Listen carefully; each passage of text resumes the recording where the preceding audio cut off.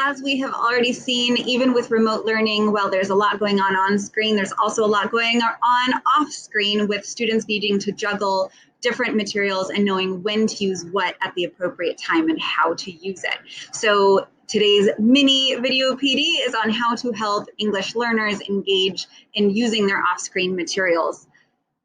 And I'm going to demonstrate two different methods that you might see a teacher giving these instructions, the material instructions to their students. I want you to watch for two things. First, what is the difference in my methods? And second, what is the impact of those differences on your comprehension of my directions? I'm going to leave this up so that you can see what you're going to be watching for, but now your attention should be on me in the lower right-hand corner of your screen. Ok, alumnos, yo les voy a dar un minuto para conseguir sus materiales. Necesitan la libreta para estudiantes, el cuaderno y un lápiz. Un minuto, vayan. That was method 1. We're about to do method 2. Tienen un minuto, necesitan su libreta de estudiantes,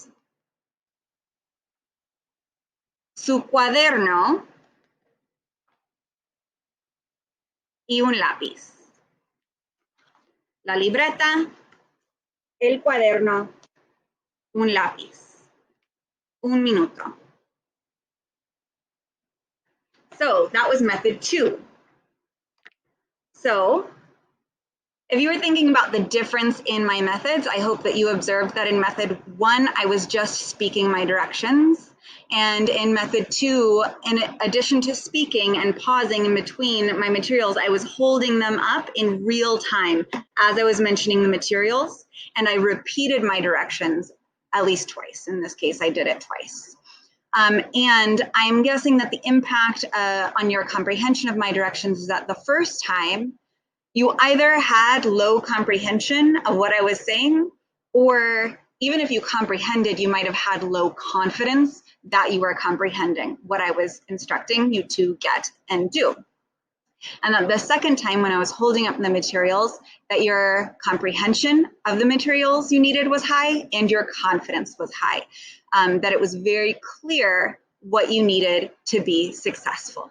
So these are our takeaways for today, leaving us with the final tip that prior to teaching a lesson, that you gather not only your teacher materials, but all the student work materials that they will need to engage in the lesson so that you can be ready to hold them up when they need to go and get them, and you don't lose a student's entire participation in the lesson simply because they don't know that they're supposed to be doing something off screen or what they're supposed to be doing something with.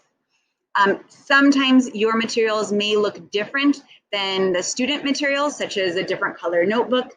If in that case, if at all possible, try and get a photo of the student material and then put it up on your slide. Or worst case scenario, you hold the photo up on your phone so that you can point to the photo on your phone.